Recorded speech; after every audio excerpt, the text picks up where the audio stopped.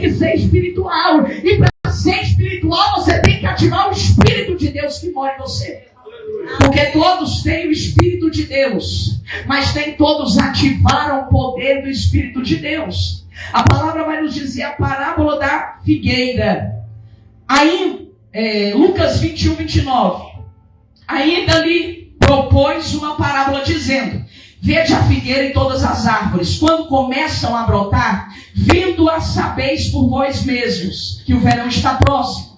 Assim também, quando virdes acontecerem estas coisas, sabei que está próximo o reino de Deus. Em verdade vos digo que não passará essa geração sem que tudo isso aconteça. Passará o céu e a terra, porém as minhas palavras não passarão.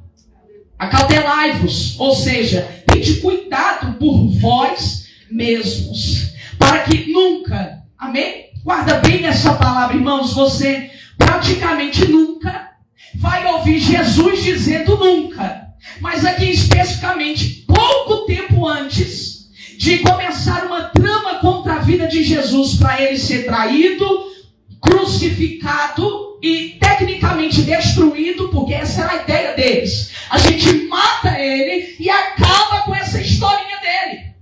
Então estava perto desse dia chegar. E ele disse para aqueles que ouviam ele: cuidado por vós mesmos. Amém? Se tem alguém que você tem que se preocupar e se guardar, é com a sua própria vida. Primeiro a gente se preocupa com a nossa própria vida. Depois a gente se preocupa com a vida de alguém. Primeiro a gente se cuida, se salva, se levanta, se prepara. Depois a gente estende a mão para alguém. Eu gosto de ensinar que um caído não pode levantar outro. Um prostrado não pode levantar outro. Um ajoelhado não pode botar ninguém de pé. Porque primeiro você se nivela para depois tu entrar na guerra de alguém. Por isso talvez alguém não vence na família. Por isso alguém não vence no casamento. Por isso alguém não vence na vida do filho. Por isso alguém não consegue a felicidade na história. Porque caído não pode levantar caído. Caído não pode ajudar outro caído. Um fraco não fortalece outro fraco. Porque um cego não guia outro. Porque dois caem no buraco.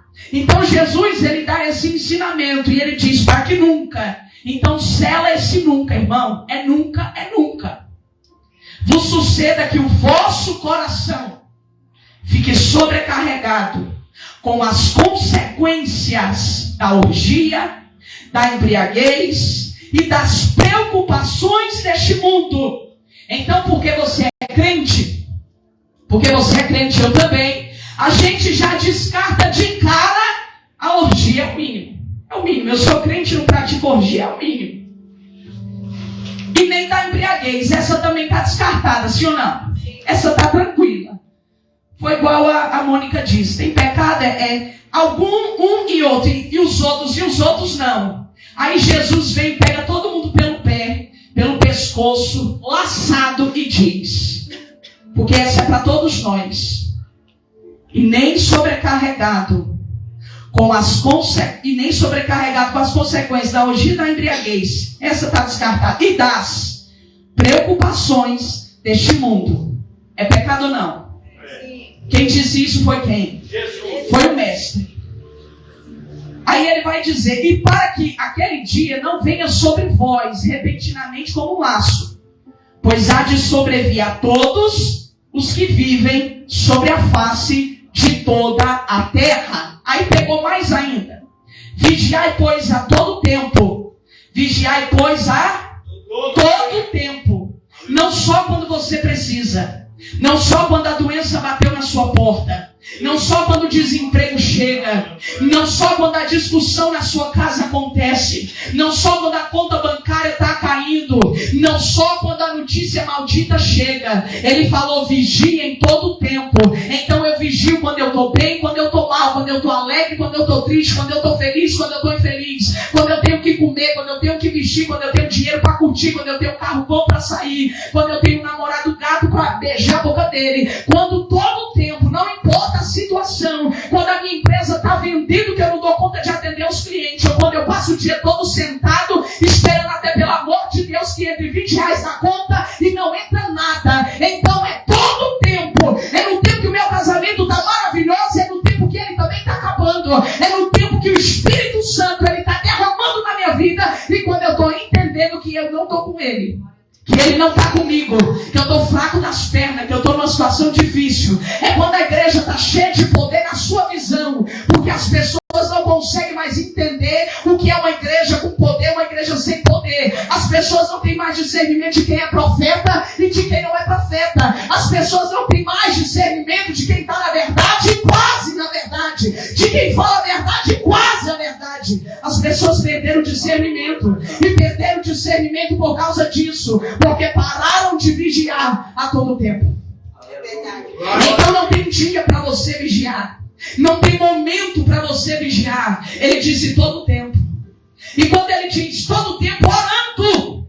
E eu quero dizer para você, igreja, membros do Centro de Milagres, tem que orar, irmão. Você tem que orar. Não importa, é todo tempo você tem que orar. Você tem que levantar da caminha orando. Você tem que começar a trabalhar orando. Você tem que deitar orando. Você tem que vigiar todo tempo, toda hora, todo dia, todo momento. Então quando eu digo isso para você, não é porque eu queria dizer isso para você, é porque Jesus mandou dizer para os dele: eu estou partindo, mas vocês têm que vigiar todo tempo. Eu estou partindo, mas vocês têm que aprender a orar, porque vocês não dão conta.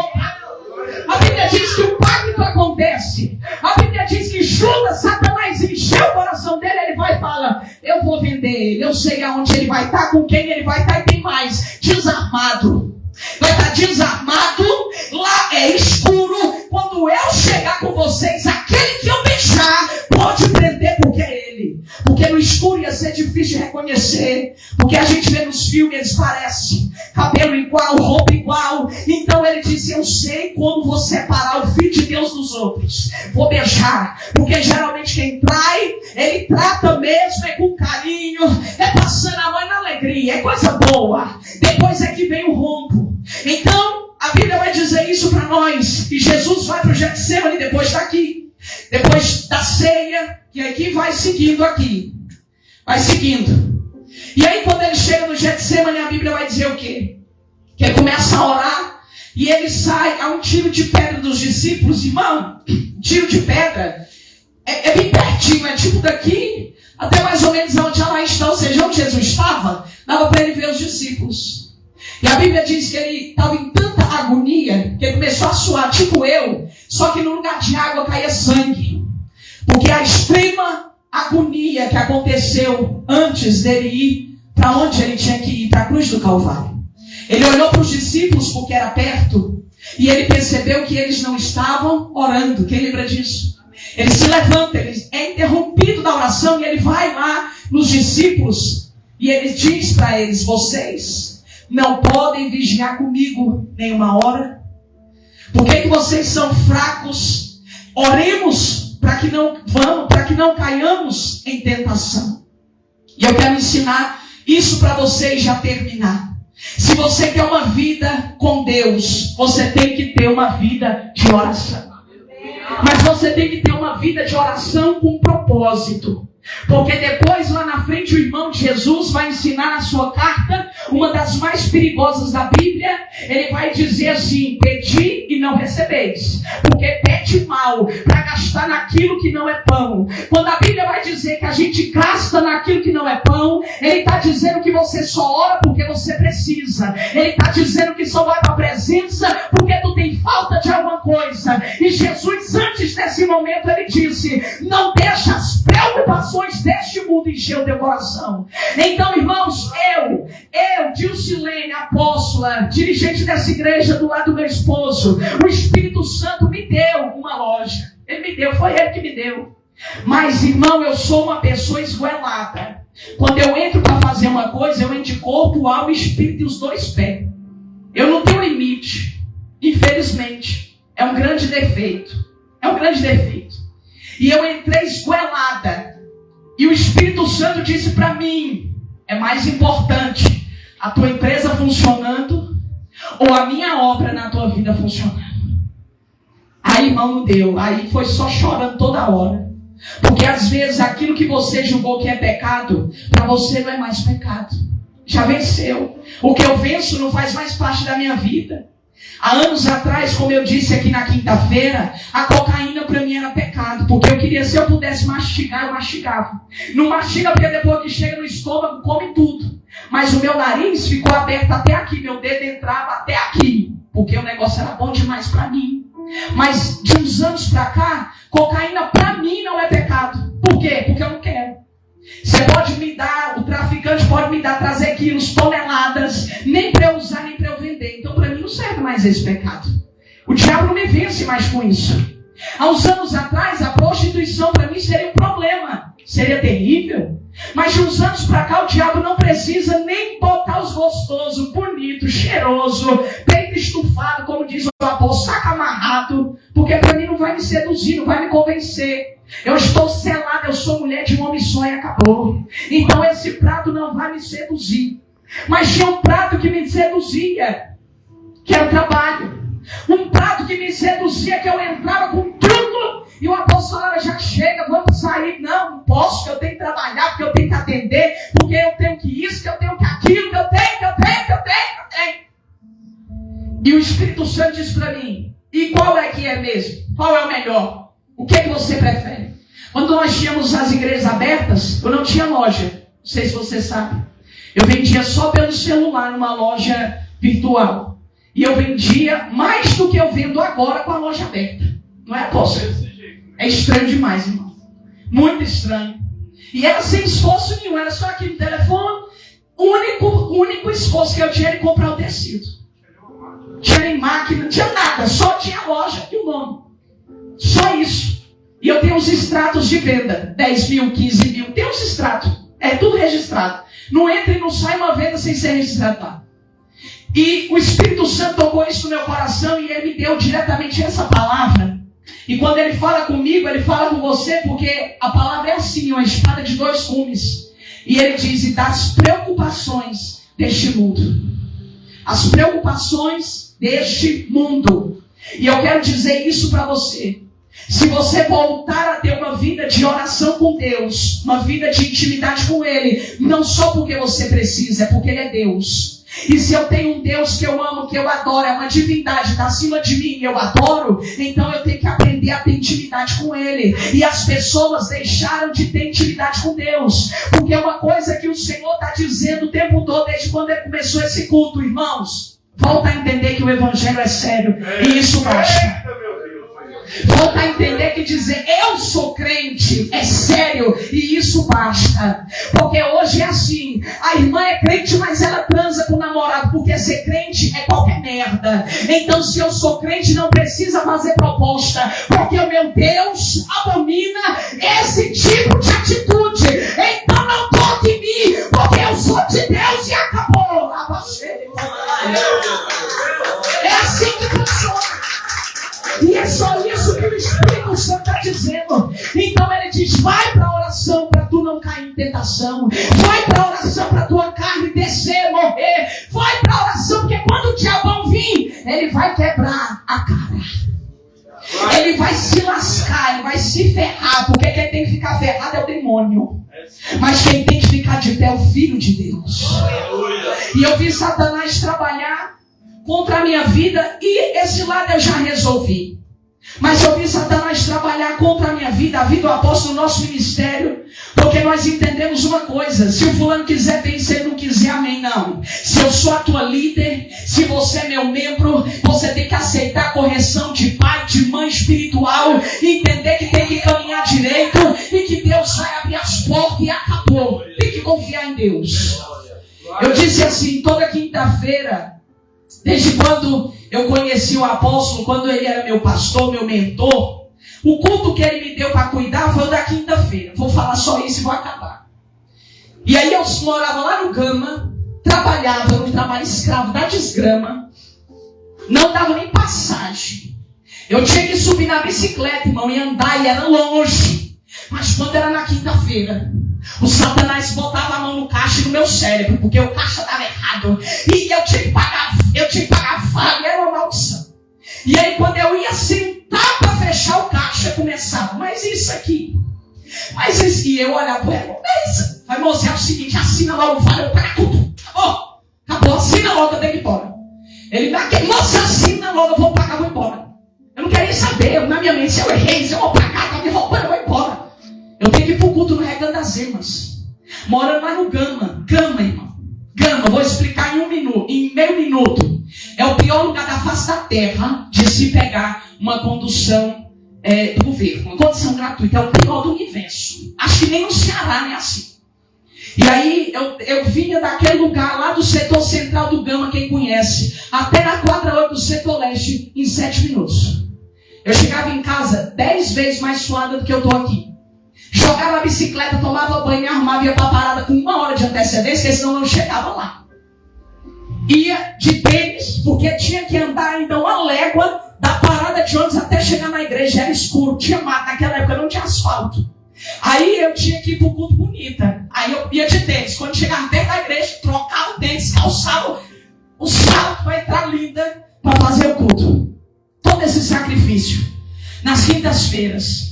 E quando eu fiz outros trabalhos, era na quinta-feira. Aqui o culto que eu cuido é na quinta-feira.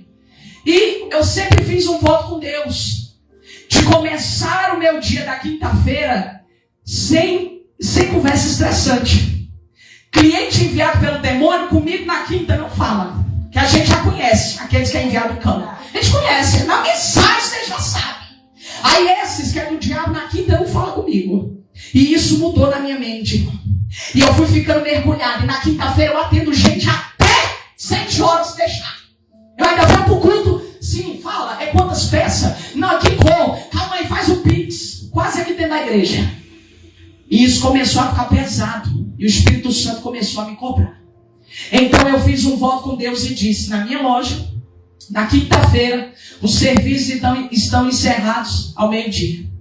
E se alguém perguntar por que a loja não funciona mais, eu vou dizer: essa é a minha fé. E acabou a conversa. Pode cair o céu e a terra. Pode ser a venda de 1 bilhão. Pode ser a venda de 1 milhão. Pode ser para nós camiseta é tudo. Para nós camiseta é tudo. Pode ser a venda de 1000 camisetas. Vai ter que ficar para sexta ou pode procurar outra pessoa. Porque se o meu Deus não for mais importante para mim, então o que eu prego não é verdade. Então o que eu ensino você não é verdade. Então você já pode procurar outra igreja, porque eu não passo de uma farsa. E quando eu propus isso no meu coração, o Senhor disse: então espere a primeira semana que começa agora. E você vai ver o que eu vou fazer, porque eu sou Deus. Um dia eu fiz esse tratado com Deus e eu quebrei. E eu quero ensinar você: se tu fez um tratado com Deus, tu pode ter quebrado por qualquer motivo, até por um motivo que é justo aos teus olhos. Mas se tu quebrou o pacto com Deus, você está no pecado, você está errado, você está dando brecha para o diabo entrar e fazer o que ele quiser. Então, se tu fez um tratado com Deus que tu tem que orar, então você tem que orar. Se você fez um tratado com Deus que você não cheira pó igual eu, então você não pode cheirar pó. Se você fez um tratado com Deus que sexo só depois do casamento, então segura tudo, porque é só depois que casa.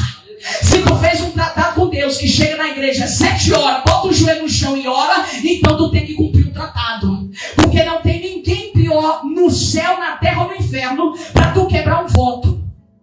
A Bíblia diz: aquele que faz o seu voto, ele corre para cumprir, porque ele fez voto com Deus. E quando é com Deus, ele escutou. Quando é com Deus, ele ouviu. Problema seu se você quebrou, mas ele ouviu. Ele anotou. A Bíblia diz que tem anjo, que ele anda conosco, sim ou não? Lembra quando a gente era criança na igreja católica, anjo da guarda? Aquilo não é coisa do diabo. Aquilo é Bíblia sagrada. Só que eles botaram um bebezinho, que ali não defende nem ele, que um bebê chutou, morreu. O anjo da guarda é verdadeiro.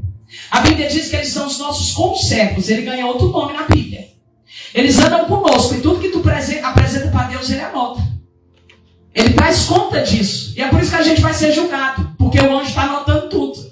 É por isso, não é porque só Deus viu, é porque tem um anjo separado para cada um anotando. Dilcilene já tem tempo que quebrou o voto.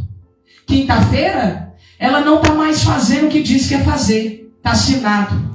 E eu quero ensinar para você: torna para a aliança que você fez com Deus. Torna para o tratado que tu fez com Deus.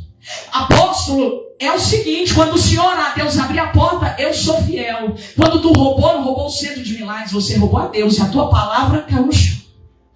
Então, para para terminar, Jesus disse: vigiai, pois, a todo tempo orando, para que possais escapar de todas estas coisas que tem de suceder, e para acabar e estar em pé. Como? Está em pé, irmão. Não tem esse negócio, tô fraco, não dou conta, tô arrastado, tô lascado. Não, é em pé. O Senhor quer nos ver de pé. O Senhor quer nos ver posicionado. E a posição de soldado, disse Paulo, é de pé. E aqui Jesus, ele frisa em pé, na presença do Filho do Homem. E acabou, irmão. Então quem estava prostrado, se arrastando, de joelho, não sei como é que era, o Senhor está dizendo, a forma de estar é de pé, na presença do Filho de Deus. O que faz você cair, se arrastar, se lamear, não é com Deus. Já não tem a ver. Ele deu o Filho dele. O apóstolo ficou aqui ilustrando. Se você acha difícil, assiste o filme do Mel Gibson. Dizem que foi a melhor, como é que fala? Produção cinematográfica que pôde mostrar o que Jesus passou quando ele estava em sua paixão. O nome do filme é A Paixão de Cristo. Quando ele termina de ser dilacerado, antes de pegar a cruz, ele já está parecendo um mulambo do cão no chão. Porque era isso que o diabo pensou que estava fazendo com ele. Ele tinha certeza que dali era o fim. Ele não contava que no outro dia ele ia estar lá no inferno, pronto, esmagando a cara dele, tomando a chave da mão dele e sentenciando ele para todo sempre. Porque esse é o nosso Deus. Esse é o nosso Deus que está dizendo: você, eu quero de pé na minha presença, porque eu sou o Filho de Deus. É isso. É só isso e nada mais. Então aquilo que prostrava você, aquilo que maltratava você, aquilo que a sua carne não aguenta, é isso que você vai colocar de pé na presença do Senhor. É isso que você vai colocar. Porque tem que ter um fim naquilo que destrói você, porque Jesus já morreu pela sua vida. Amém? Eu quero que você fique de pé agora em nome de Jesus. Antes da gente